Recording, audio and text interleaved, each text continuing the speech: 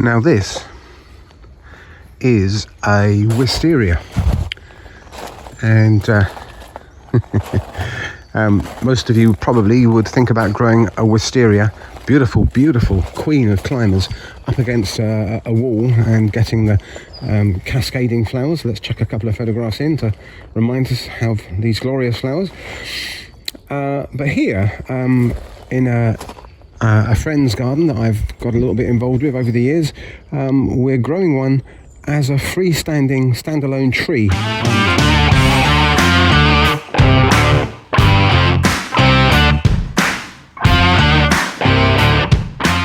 And I just wanted to show you how we are going to prune this tree. Having said that, I'm here in January. You can see it's a cold, misty old day in late January. This should have been pruned last summer, and I thought it had been. Maybe we did it a bit early, and it's put on loads and loads of new growth. So all this growth along here appeared last summer. That's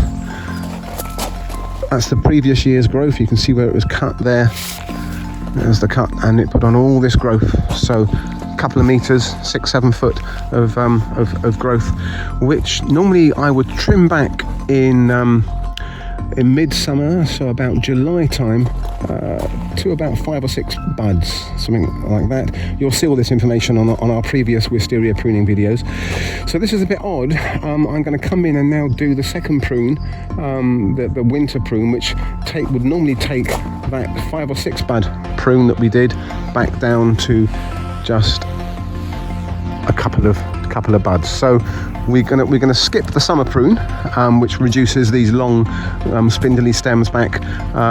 We're gonna go straight from the end all the way back to just a couple of buds and see if we can't encourage some flower buds there from those short stumpy stems. That's the sort of thing that we would have done last summer, which then encourages little kind of flower bud shoots. There's another one there. That's the sort of shoots we want. There's another one there that looks like a potential flowering shoot there. So we're trying to kind of trick the wisteria to prevent it from putting on, well, you can't prevent it, but to discourage it from putting on so much of the long summer growth and encourage it to develop this more stumpy, flowery growth. Enough waffle, let's get the secateurs out and show you what we're going to do. Right, here we go then. In addition to pruning some of the new growth, we're going to be on the lookout for old dead growth like that, which doesn't look like it's going to do much, so we're going to take him off. And there's another one there. You can just tell from the colour of the wood that's gone. So here's a little short stumpy growth there. You can see actually last year's flower dead there, so I'm just going to trim off a bit of that. And there's some potential. I can see a bud just there. Come here. That's a flower bud there just behind my finger, that dark coloured bud. That's what we want. Careful not to fall into the pond. That'll make an interesting video, wouldn't it? Here's one of Roger swimming in the pond in January. No thanks. So there's a dead bit just there. Take him off. All right, there we are. Okay, so now we're going to take that stem there back like that and see if we can't convert that short stumpy bit into a flowering shoot. There's another one just there. I'm going to take him back to about there. Okay. Long stem there, gone way too long. Normally I would take it back to about there in the summer, and then I would take it back to there in the winter. So we'll do that now. That should become a flowering spike there. I'm going to do that times about 100 in the next 10 minutes. See you in a minute. There we go. So we're making some progress here.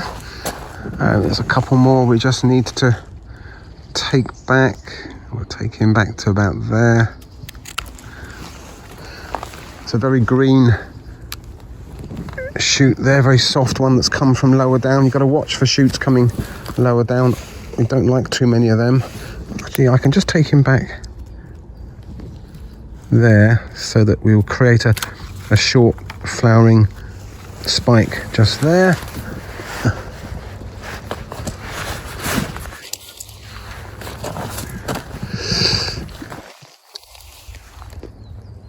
There's another long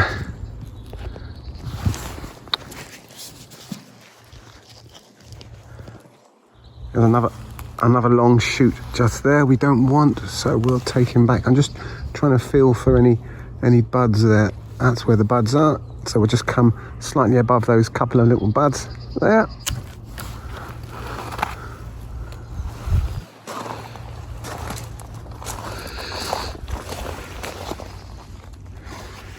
Yeah, so there's 2 buds there.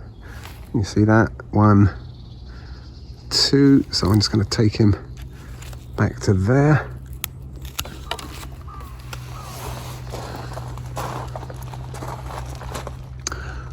There we go. So that looks much more under control.